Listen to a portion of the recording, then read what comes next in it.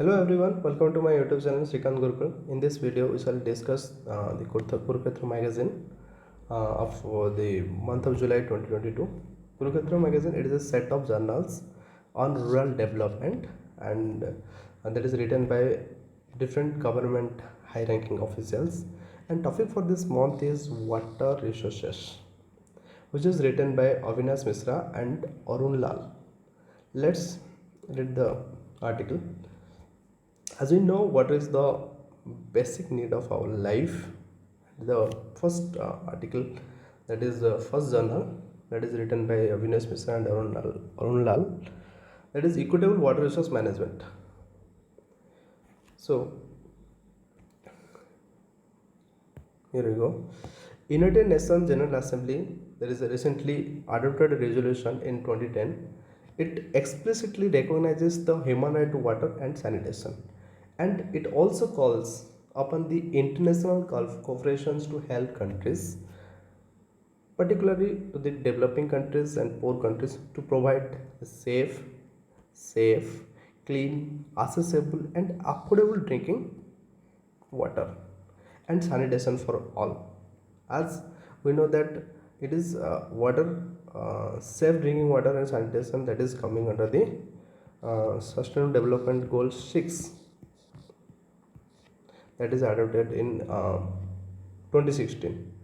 And according to the World Health Organization, a person requires a minimum 50 liters of water per day to meet its basic needs.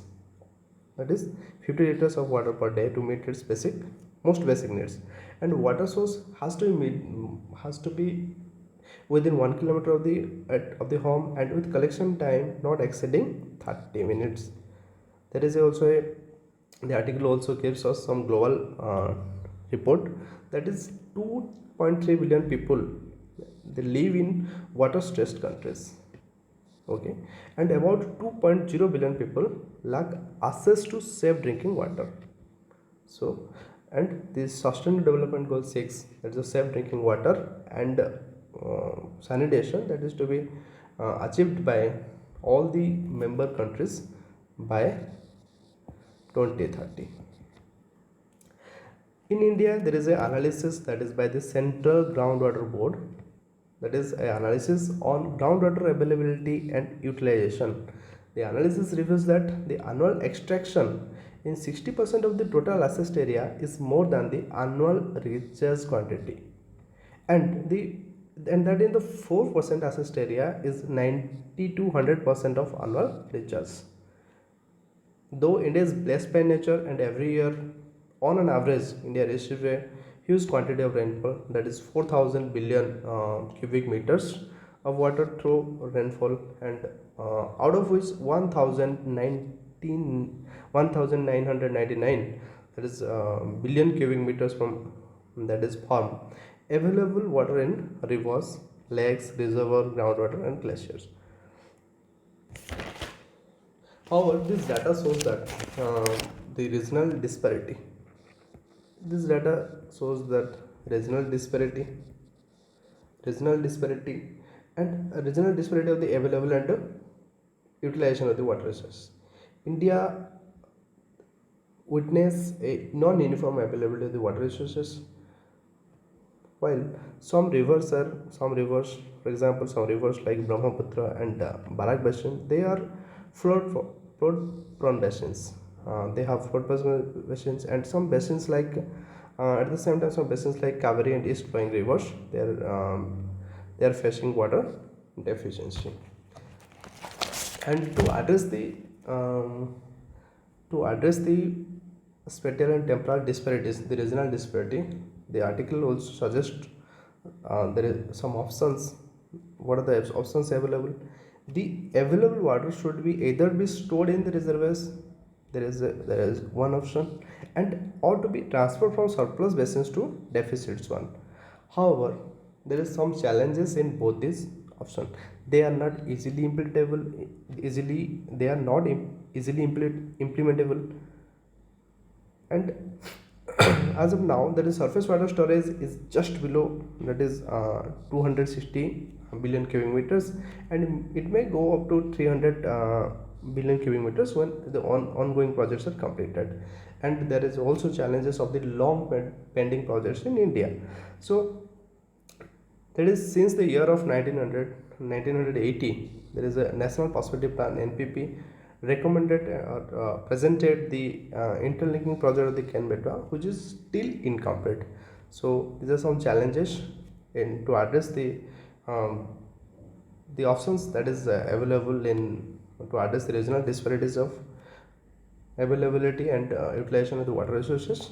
And there is also, this article further gives some data on sectoral demand on the water resources, and this pie chart shows that is uh, the agriculture sector. There is a huge demand on water resources, that is the 91% only the agriculture sector. That is the domestic sector, that is 70%, and the rest is in industry sector, that is only 2% of water resources.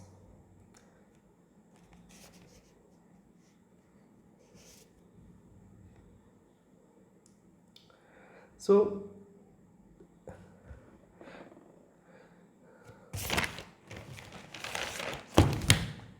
91 90, as the consumption of the 91% total available water for irrigation, there is a net zone area is 140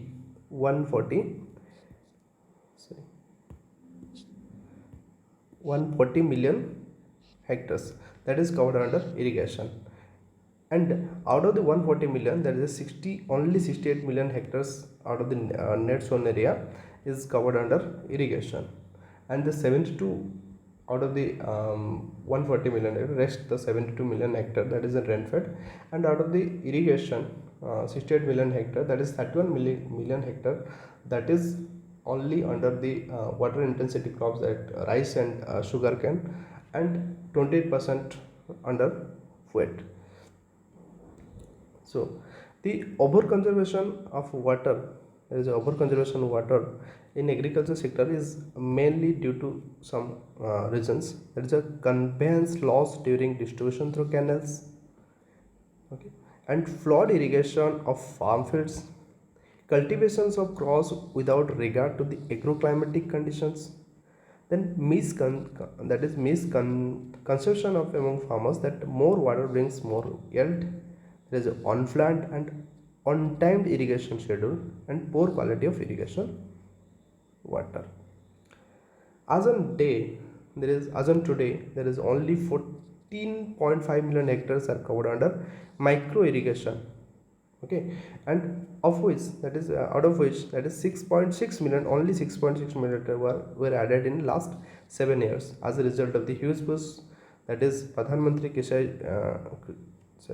Krishi Sinchai Yojana. Per drop more crops came under the government of India since 2015. Recently, the United Nations General Assembly has adopted the proposed by government of India to declare, that is a 2023 as the International Year of Millets, and idea was also endorsed by members of governing bodies. That is also endorsed by the Food and Agriculture Organization. So this may be come in the prelim, that is 2023 as International Year of Millets, and that idea was proposed by the government of India. Then promotion of the millets is expected to save at least 20% water in agriculture sector, because this is a less water intensity crop. Then let's see drinking water and sanitation.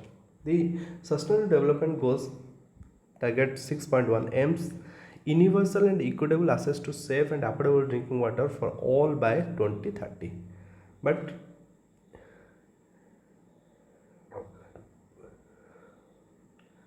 that is, it is estimated in the previously sectoral demand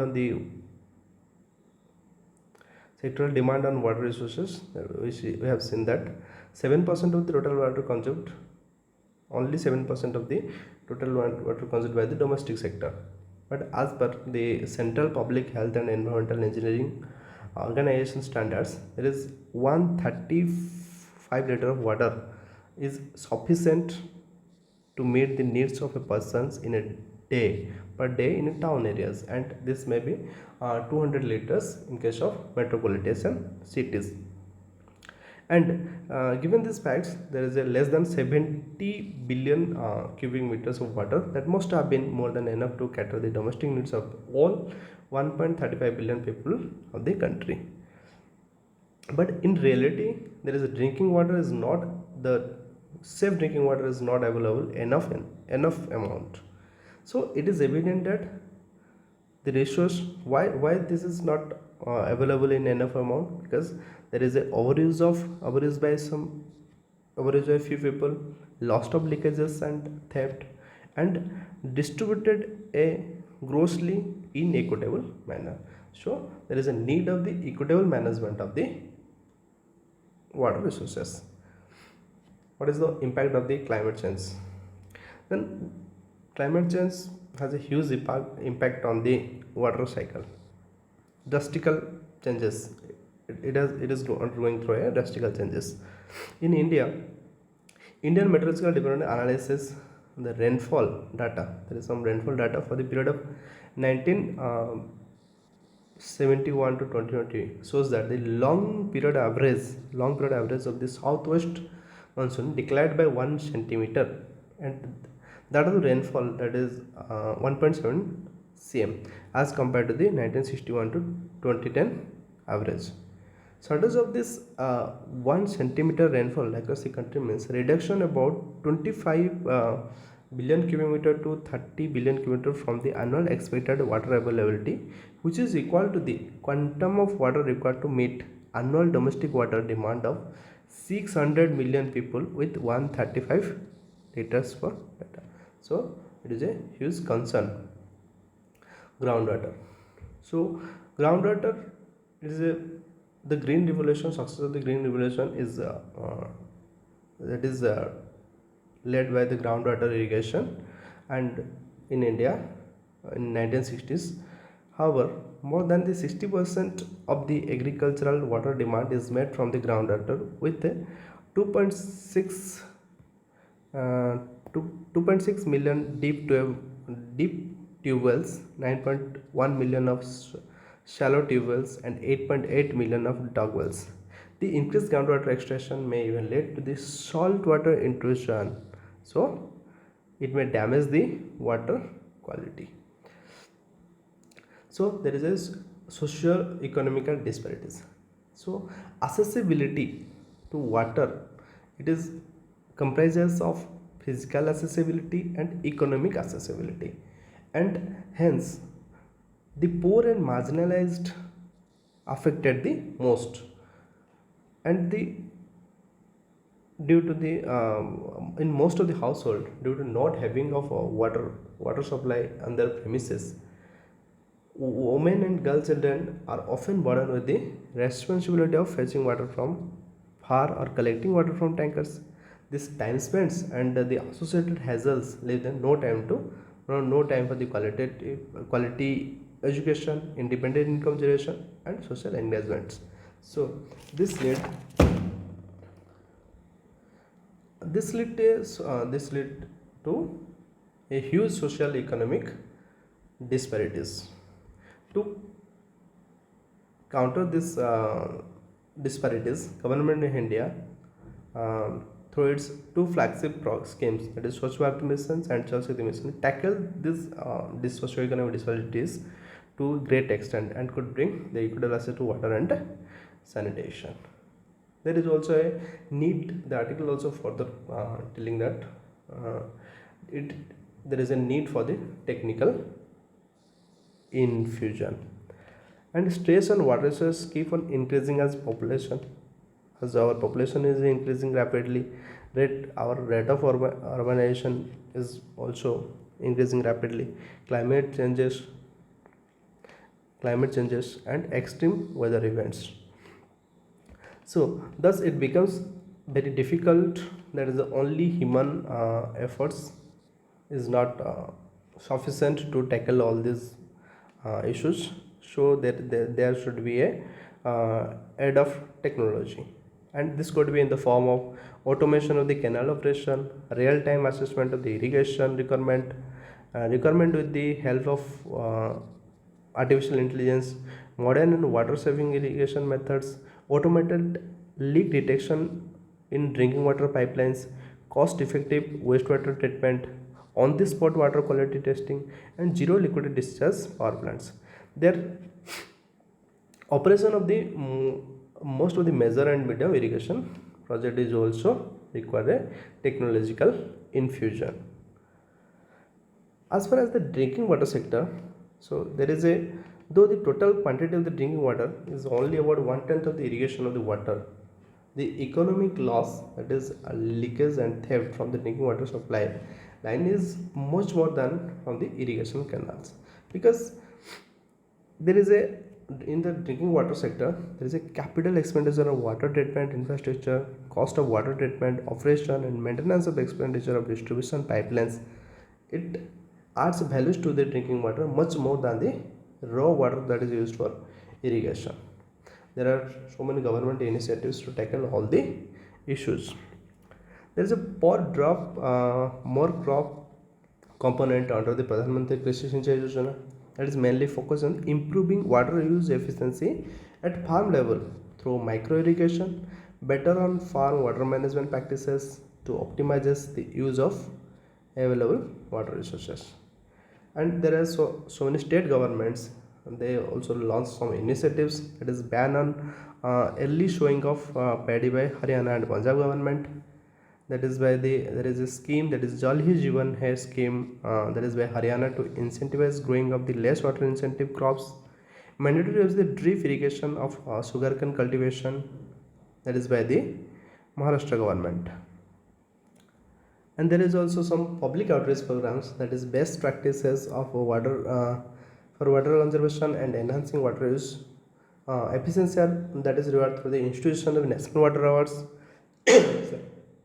Sorry, to institution of national water awards. For the national water ministry, that is mentioned by the Ministry of Jal Shakti, that has launched Sahi Fasal campaign in November 2019 to nudge the farmers in water stressed areas to grow crops which are not water intensive but use water very efficiently. There is some recommendation from the 15th Finance Commission. So 15th Finance Commission, it categorically recommend that states need to develop long-term drought mitigation plans, and these plans need to include measures for improvements in surface and groundwater management and promotions of the efficiency of water use. So the article further some recommended some way forward. So as we go way forward, the article says the society as a whole, not just limited to the government and other major stakeholder, it should be more conscious toward the productivity of the water. There should be a proactive introspections from the proactive institutions of the farmers and civil society organization, how this subsidized power and the less priced water that leads to inefficient use of the precious and scarce natural resources. There should be a civil sense among the citizens that the water we waste, misuse or overuse make the underprivileged water waste, misuse and overuse and their children to lead a water stressed life. The water use principle should be uphold the spirit of inclusion and ensure that no one is left behind as envisages the sustainable development goals. And what is a, that should be best managed at the community level, and hence the people centric model of water management, which reflects, that is our honorable Prime Minister's visions of collective efforts and inclusive growth, that is Sabka Saath and Sabka Vikas, should be the future for India's water management. Thank you for watching this video, and we'll